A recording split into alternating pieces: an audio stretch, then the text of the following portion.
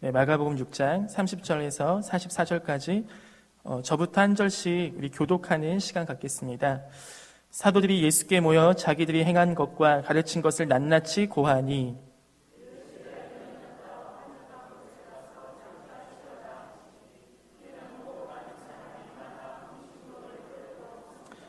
이에 배를 타고 따로 한적한 곳에 갈새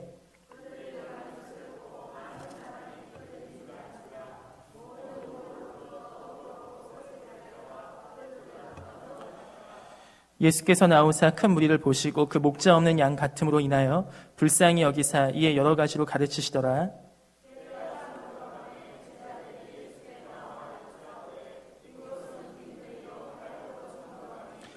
무리를 보내어 두루 촌과 마을로 가서 무엇을 사 먹게 하옵소서.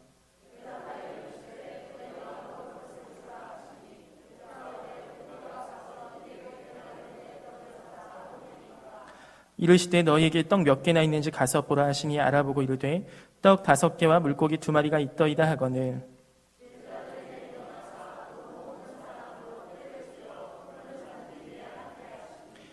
때로 100명씩 또는 50명씩 앉은지라.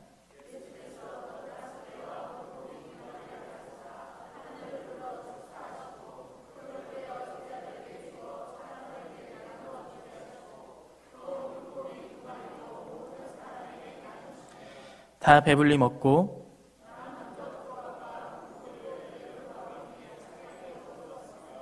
떡을 먹은 남자는 5,000명이었더라. 아멘.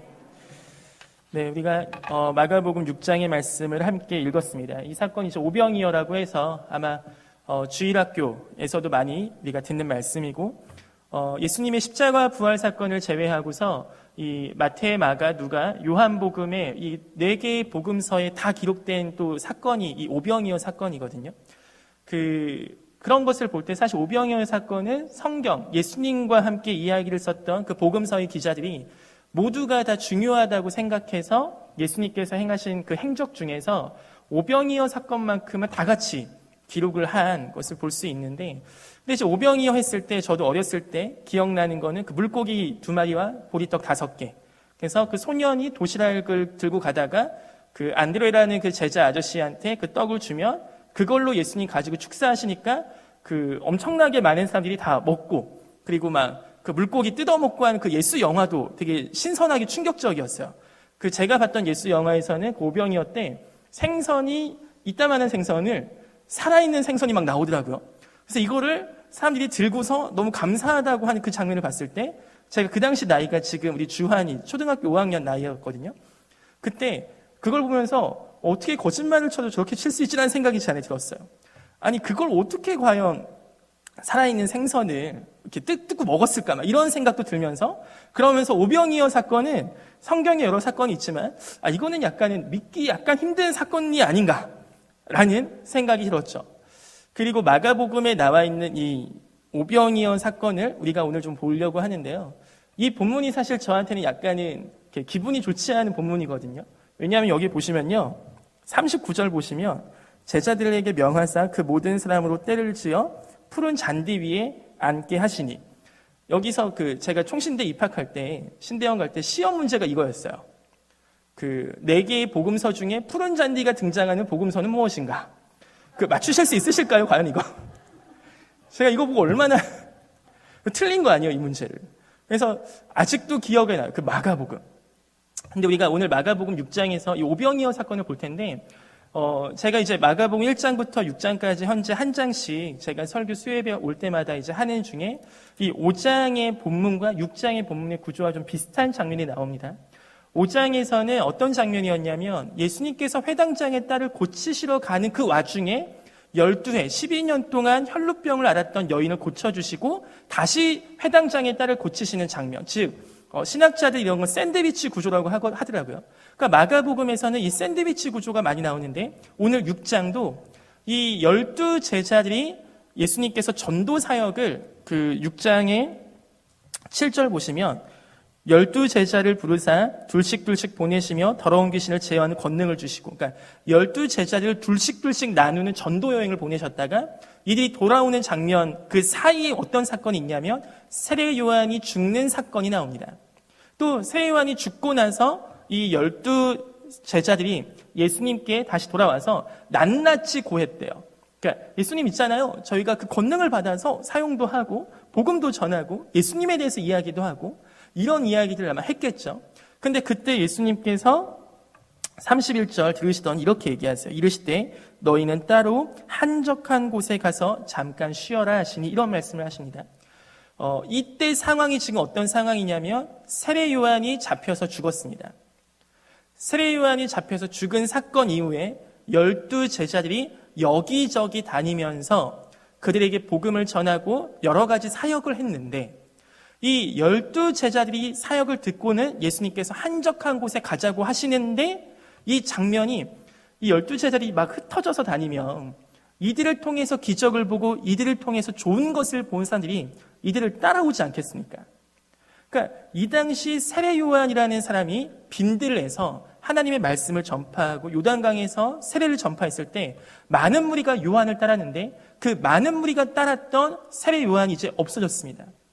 근데 신흥 선지자급이라고 할 수 있는 이 예수님의 제자 무리가 그런 비슷한 일을 하는 것처럼 보이니까 세례 요한을 따르던 그 많은 무리가 이제는 그 예수님과 예수님의 제자들을 따라오는 모습이 보이게 되는 거죠.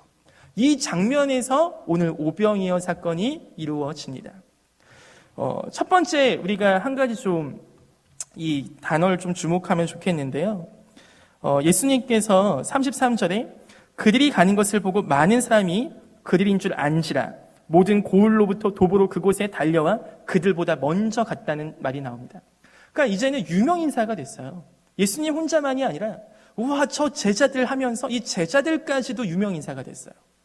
그러니까 그들을 알아보고 그들이 모이니까 야 이제 정말 엄청난 일을 하겠구나 하고서 사람들이 많이 모이게 되었습니다.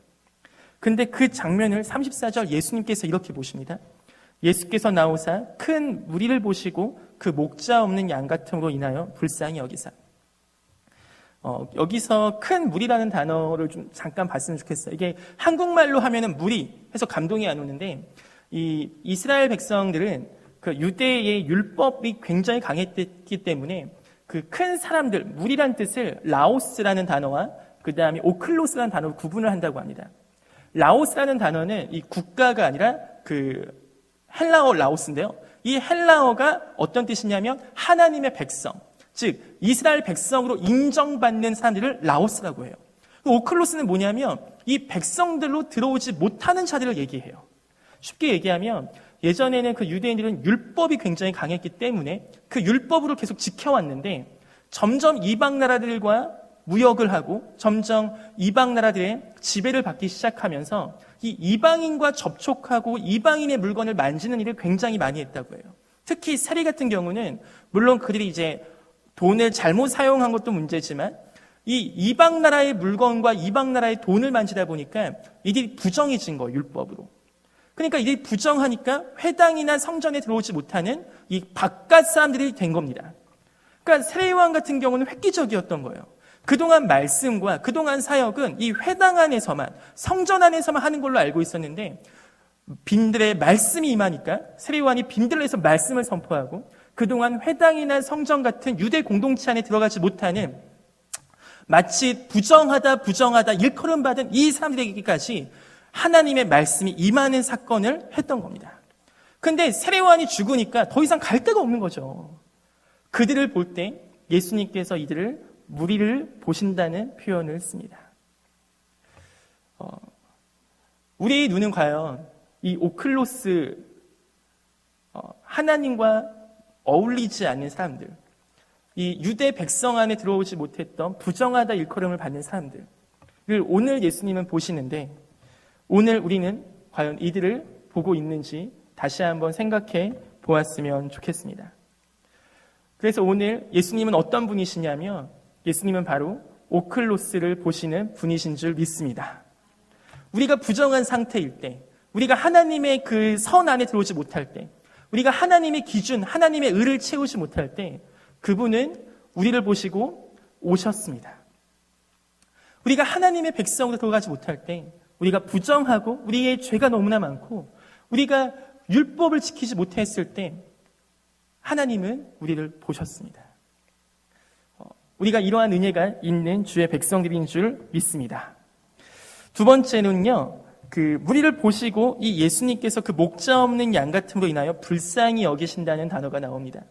여기서 불쌍히 여기사는 이 제가 읽어볼게요. 스플랑크니 조마이란 뜻인데요. 이게 헬라어인데요.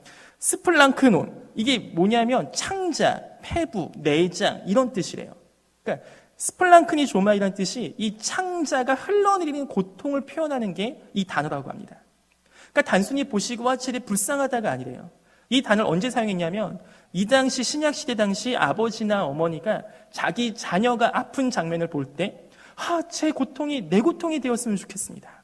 이때 사용했던 단어가 이 단어라고 합니다. 그러니까 긍휼히 여기다와 뜻과 비슷하죠. 그러니까 이게 단순히 그냥 혹시 불쌍하다 내가 그냥 여러분 자녀가 아픈데 1,000원, 10,000원 주고 끝나지 않잖아요. 거지들을 불쌍히 여기는 개념이 아니잖아요, 이거는.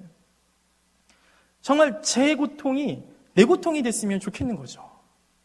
오늘 예수님께서 이 오클로스 큰 무리를 보시고 하나님의 전에 하나님의 진에 그 진영에 들지 못하는 부정하다 일컬음을 받은 백성들을 보시면서 느끼는 그 마음이 뭐냐면 바로 이 창자가 끊어지는 고통을 우리 예수님께서 느끼시고 계시는 겁니다. 예수님은 누구십니까? 오클로스가 우리를 보시는 분이십니다. 그분은 우리를 어떻게 보시냐면 우리의 고통이 그분의 고통이 되기를 소망하는 마음으로 우리를 보고 계십니다. 오병이어 사건은 그 애끓는 마음으로 예수님께서 하신 사역입니다. 이 예수님께서 35절, 36절 때가 저물어 가매 제자들이 예수께 나와 여짜오되 이곳은 빈들이요 날도 저물어 가니 우리를 보내어 두루 촌과 마을로 가서 무엇을 사 먹게 하옵소서. 이건 이제 제자들 입장이거든요. 이 똑같은 오클로스의 무리들을 보고요. 예수님과 제자들의 마음이 여기서 극명하게 갈려요. 예수님은 아까 이들을 보고서 이 창자가 끊어지는 고통을 겪으셨다고 하잖아요. 근데 제자들은 얘기합니다. 이제 예수님 좀 그만 끝내세요. 그만 설교하시고 얘네 가서 두루두루 마을과 촌으로 가서 먹을 것을 사 먹으라고 합니다. 무슨 얘기입니까? 우리와는 상관이 없는 얘기예요. 예수님 당시에 이 12제자 공동체에도 누가복음 8장이나 나중에 요한복음을 보면 회계라는 직분이 있고 그런 걸 볼 때 아마 여행을 할 때 쓸 수 있는 돈이나 여자들의 그런 예수님을 섬겼다, 소유물을 가지고 섬겼다 이런 표현이 나오는데요. 그러니까 예수님과 제자들은 어쩌면 계속해서 여행을 위한 그런 돈이라든지 먹을 것이라든지 있을 수 있어요. 근데 오늘 예수님과 제자들의 차이가 뭐냐면 이 제자들은 지금 얘기하는 겁니다. 얘네요, 빨리 흩어버리죠. 그리고 먹을 것을 얘네가 알아서 사 먹게 빨리 보냅시다. 우리는 지금 예수님의 편에 서 있습니까? 아니면 이 제자들의 마음이 이해가 됩니까? 여기서 37절, 38절 예수님께서 얘기하시죠. 너희가 먹을 것을 주라 하시니 여짜오되 우리가 가서 200데나리온의 떡을 사다 먹이리까. 이 표현은 여기는 안 나오지만 빌립이라는 사람이 요한복음에 보면 하거든요. 이 빌립은 이 헬라어 이름이 빌립인데요. 그러니까 이 사람은 굉장히 나중에 보면요. 헬라인들도 빌립을 통해서 예수님께 오는 장면이 요한복음 12장에 나오거든요. 그러니까 그런 거 볼 때 굉장히 똑똑했을 가능성이 많습니다. 딱 보니까 200데나리온 정도 있으면 떡을 다 먹을 수 있을 것 같아요. 근데 그 돈이 우리한테 어떻게 있습니까? 굉장히 똑똑해요. 또 하나의 제자가 나와요. 여기는 안 나오지만 요한복음에 보면 안드레가 찾아다니다가 소년 한 명을 발견해서 이 소년 한 명의 오병이어를 가지고 나옵니다. 예수님께. 우리가 이번에 5월 20일 날 새생명 축제 하잖아요. 베스트 계속 기도하고 또 품고 계실 텐데 제가 품은 베스트 중에 가장 가까이 사시는 분이 우리 다이소 앞에서 풀빵하고 붕어빵 사시는 그 아주머니였거든요. 근데 이제 그분이 업종을 바꾸셨어요. 또 다이소에서 뭐라고 했는지 쫓겨나셨는 것 같아요. 그래서 이쪽 삼익뉴타운 그쪽 앞에서 다시 하시는데 아주머니께서 풀빵을 안 파시고 옥수수를 파시더라고요. 그래서 제가 이제 풀빵을 안 사가고 옥수수를 사가는 거죠. 저는 옥수수를 정말 안 좋아하거든요. 그래서 옥수수를 사서 집에 가니까 정형간사가 이런 걸 왜 사와 이제 얘기를 하는 거죠. 이거 풀빵 사시다가 이걸로 바꾸셨어 하니까 이제 또 옥수수나 평생 먹겠구만 하고 이제 정형간사가 갖고 가면 정형간사가 먹어요. 저는 옥수수 별로 안 좋아해서. 근데 하면 정영 간사가 맛있게 먹길래 먹어봤어요. 먹어봤는데 제가 평생 먹어본 옥수수 중에 가장 맛있는 옥수수였습니다. 성령께서 저의 입맛까지 변화시키는 줄 믿습니다. 근데 막 그날 제가 어떻게 그 아주머니께 초대장을 가져갈까 계속 비도 오고 하니까 요새는 많이 안 나오시는 것 같아서 지금 계속 이렇게 타이밍을 노리고 있어요. 그래서 비타오백을 사서 몇 개 가져갈까. 이제 아주머니와 이제 대화 교감을 하려고 하는데 5월 20일 날 우리가 이렇게 오시잖아요. 우리가 답례품도 드리고 이것저것 하려고 하면은 재정이 나갈 수밖에 없죠. 우리가 막 그런 거 하면 돈 나가죠. 해외 비전 트립 가면 또 돈 나가잖아요. 그러니까 우리 교회는 담임 목사님께서 워낙 비전에 투철하시기 때문에 돈 나갈 일이 많은 교회입니다. 여기에 앉아서 충성스러운 권사님, 집사님들은 돈 나갈 일이 많으세요, 사실. 자, 그럼 우리는 이 교회를 떠나야 되지 않겠습니까? 우리가 돈을 안 내려면 떠나야 돼요. 어떻게 합니까?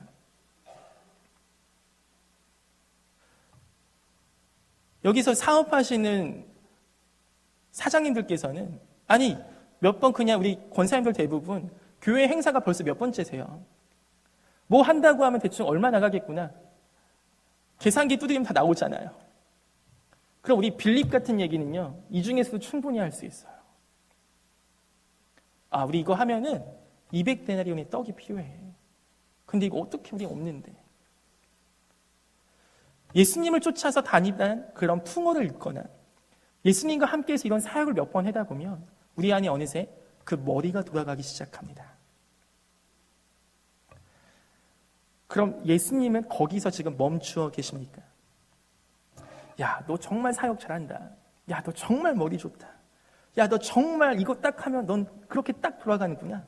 그래, 고마워. 200데나리온의 떡을 내가 지금부터 준비할게. 이러지 않으셨습니다. 예수님께서 얘기하신다. 38절 이르시되 너희에게 떡 몇 개나 있는지 가서 보라 하시니 알아보고 이르되 떡 5개와 물고기 2마리가 있다이다 하거늘. 예수님께서 그들을 보내셔서 떡과 물고기를 알아보게 하시는데요. 예수님께서 여기서 너희가 먹을 것을 가져다 주라는 표현을 하시거든요. 그러니까 예수님 혼자서 알아서 사실은 물고기와 떡을 충분히 만드실 수 있는 분이세요, 이분은. 예수님은 하나님의 아들이시고 태초부터 계셨던 이 창조 사역과 함께 계셨던 성자 하나님이시기 때문에 아니 죽은 자도 일으키시고 죽었던 본인도 살아나셨는데 이 물고기랑 떡 만드는 게 뭐가 힘드시겠어요? 근데 오늘 제자들한테요 집요하게 물어보세요. 그리고 우리 보고 갖다 주래요. 우리 거 갖다 주래요. 하나님이 이 사역을 하실 때 하나님 혼자서 절대 안 하시는 게 우리가 피곤한 겁니다. 우리 하나님은 충분히 하실 수 있는데 안 그러세요. 꼭 우리가 갖고 있는 걸로 사역하게끔 하십니다. 근데요 보니까 복음 앞에 복음 안에 이 오클로스 교회 안에 들어오지 못한 사람들 그리고 저렇게 선교지에 계신 우리 선교지에 계신 오클로스 같은 무리들을 볼 때요. 이들을 섬길 때 아까도 얘기했지만 재정이 정말 필요하더라고요. 제가 요새 가장 가고 싶은 곳 중에 하나가 신세계 백화점입니다. 저는 이 신세계 백화점을 굉장히 싫어해요.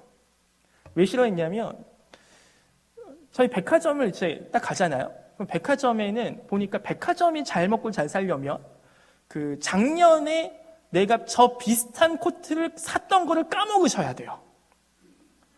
그러니까 작년에 내가 비슷한 가방을 샀던 걸 까먹어야 올해도 또 사요. 그러니까 그게 가능하게끔 모델들도 예쁜 모델 사진 해놓고 그러니까 돈이 계속 나가게끔 해야 백화점이 잘 살고 자본주의가 운영이 되고 대기업들이 돈을 많이 받잖아요.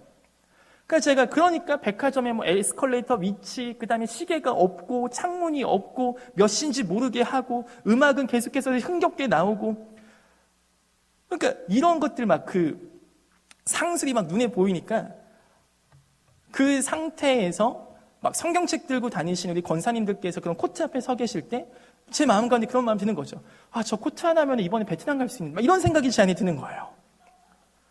아, 저거 하나 우리 교회를 몇 개 세울 수 있는데, 이런 생각이 드니까, 근데 그 상태에서 같이 간 저의 아내인 정영 간사가 눈 돌아가는 모습 보일 때 막 제 마음 너무 힘든 거예요. 그러니까 제 표정이 별로 안 좋으니까 저희 아내가 이제 신은호는 이런 데 데리고 오면 안 되는구나 하고서 이제 홈플러스나 이마트밖에 안 가거든요.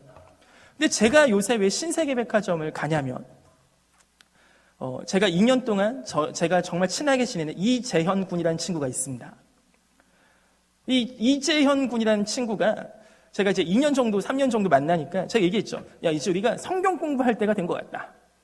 성경 공부하자니까 재현이가 뭐라고 했냐면 신세계백화점 8층 스타벅스에서 한번 하겠습니다. 제가 그 순간 그래 거기 가서 하자 해서 월요일 저녁 7시마다 요새 신세계백화점 8층 스타벅스의 한복판에서 성경책을 펴놓고 같이 기도하며 성경 공부를 합니다. 할렐루야. 그래서 지금 제일 가장 가고 싶은 곳이 거기예요.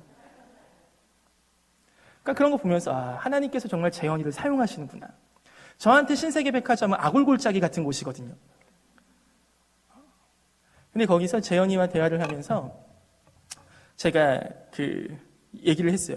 너 정말 예수님 믿니? 너 정말 예수의 십자가와 부활을 믿니? 믿는데요. 제가 물어봤죠. 너 안 믿는 것 같은데? 믿는데요. 근데 그 다음 말이, 그 말은 저한테 별로 은혜가 안 되는데 그 다음 말이 너무나 큰 은혜가 되었습니다. 재현이가 뭐라고 했냐면 그런데 주님 보기에 면목이 없습니다.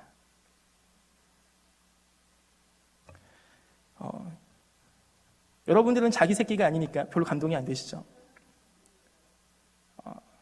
근데 그 말을 듣는 순간 제 마음에 그게 꽂혔어요. 하나님, 방금 말한 재현이 말은 얘 혈육의 아버지인 이수영 장로님이 알게 하신 말이 아니라 하늘에 계신 아버지께서 알게 하신 말씀인 줄 믿습니다. 주님, 이 재현이의 고백 가운데 이제는 주의 성령께서 임하여 주시옵소서.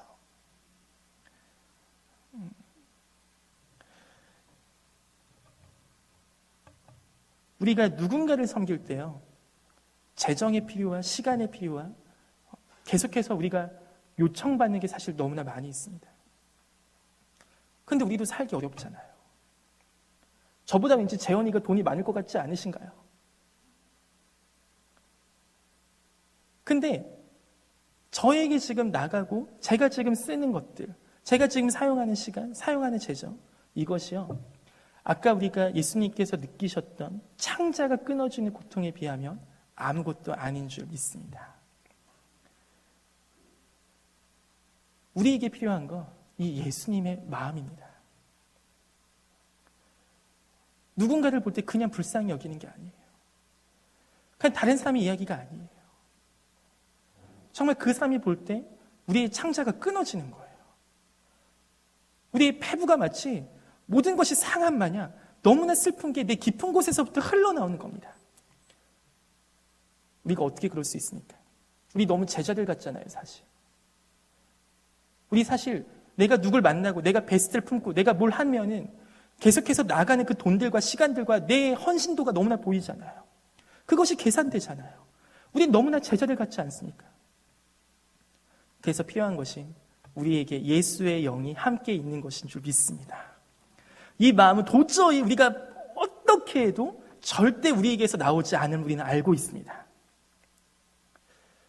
얼마 전에 제가 정영 간사가 최근에 그 임신성 고혈압인가 뭐 그런 것 때문에 많이 힘들어해서 설거지를 하는데요.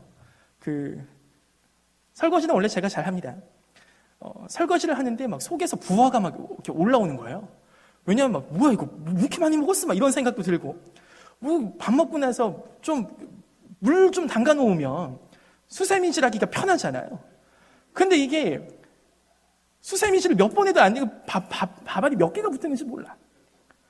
그러니까 막 그러면서 몇 번 하고 안 되고 기름기 껴있고 막 이러니까 막 속에서 막 부어가 막 올라오는 거죠.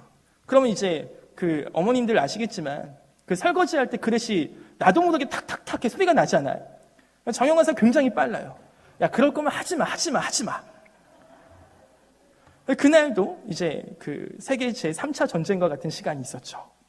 정영환사가 저를 이제 제자 양육하는 시간이 있어요. 야, 네가 전도사잖아. 여기서 제가 각색해서 표현하는 것이 저한테 절대 너라고 하진 않습니다. 전도사잖아.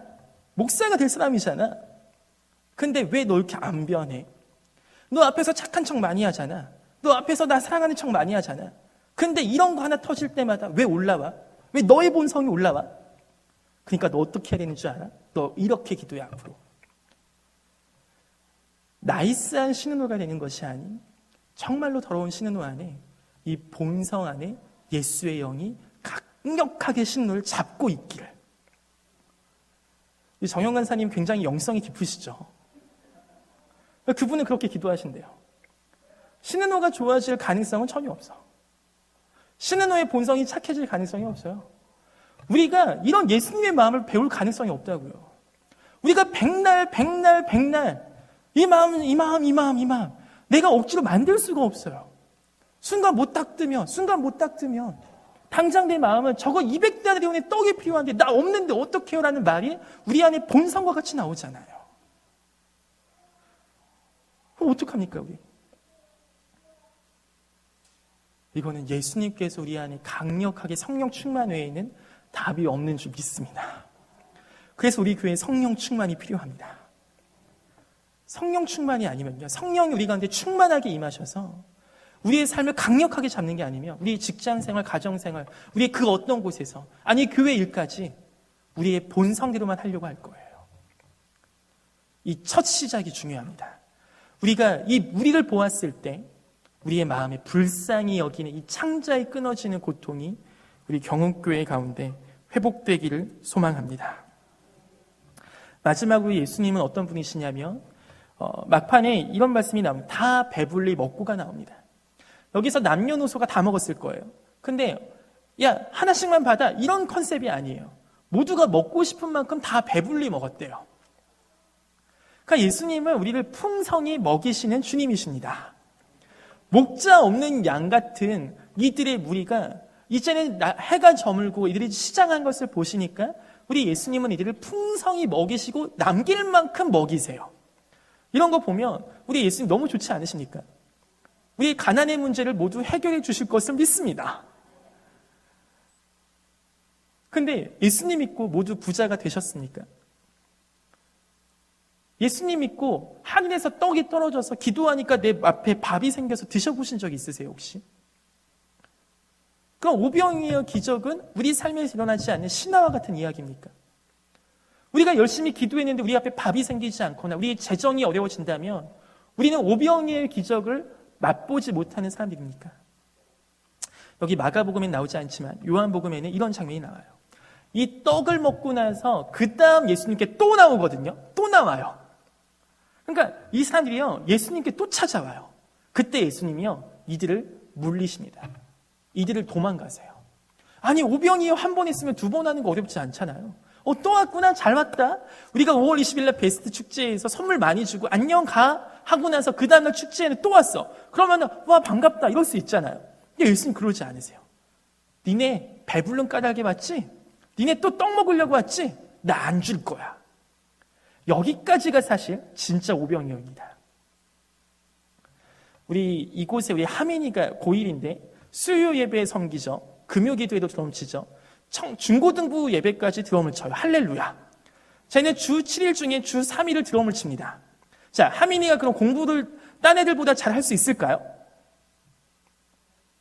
하민이가 지금 야자 가서 공부해야 되거든요. 그럼 이거 어떻게 해요? 제가 고등학교 3학년 때요. 저는 철야 기도를 밤 10시부터 새벽 1시까지 3시간씩 했어요.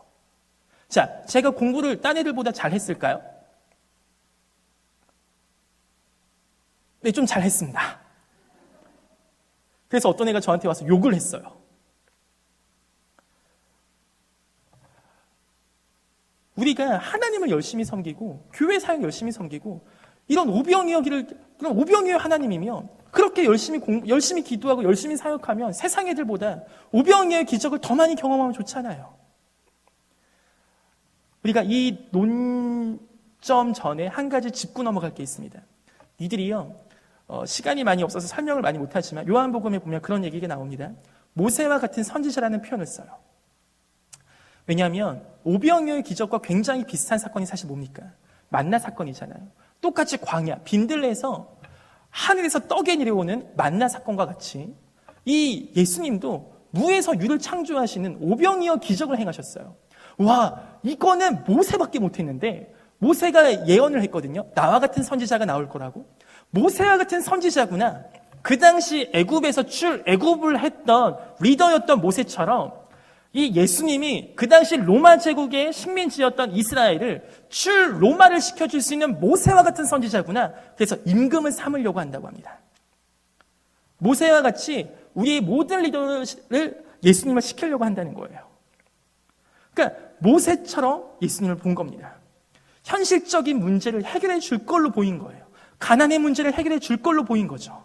근데 예수님이 거기서 그치지 않으세요.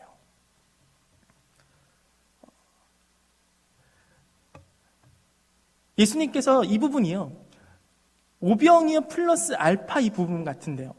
이 부분이 우리에게 아멘이 되면 우리는 정말 믿음의 백성이 되는 줄 믿어요. 어떤 거냐면 현실적인 문제는 주님께서 먼저 그 나라와 의를 구하면 이 모든 것을 더하리라고 하셨습니다. 그러니까 먹고 마시는 문제, 이 삶의 문제를 예수님이 터부시하신 게 아니에요. 돈을 벌고 돈을 벌어서 내가 쓰고 사용하고 먹고 입고 하는 것이 잘못됐다는 게 절대 아닙니다. 예수님의 그런 복까지 우리에게 주신다고 약속을 하셨어요. 근데 그것만을 바라고 오는 무리들한테는 예수님이 이전에 행하셨던 오병이어의 기적을 행하시지 않으십니다.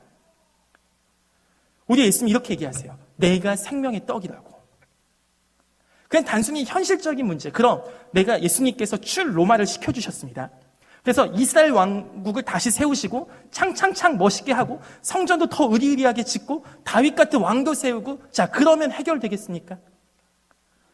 우리의 삶에 우리가 했던 게 우리가 좋은 대학교 가고 우리 자녀들이 좋은 취직하고 교회 잘 다니니까 현실적인 문제도 창창창 잘 되면 그러면 해결되는 겁니까? 예수님은 거기서 끝나신 게 아니에요. 진짜 문제가 뭔지를 아시는 거예요. 진짜 목자 없는 양 같은 것이 무엇인지 아는 겁니다. 진짜 오클로스 같은 무리들, 하나님의 백성이 되지 못하는 무리들이 왜 그런지를 아시는 거예요. 그분이 보신 건 바로 그래서 생명의 떡입니다. 예수님은 진짜 우리 가운데 생명의 떡이 되시기를 소망하십니다. 예수님은 그래서 우리의 영원한 영혼의 문제를 해결하시기 위해서 십자가에 오르셨습니다.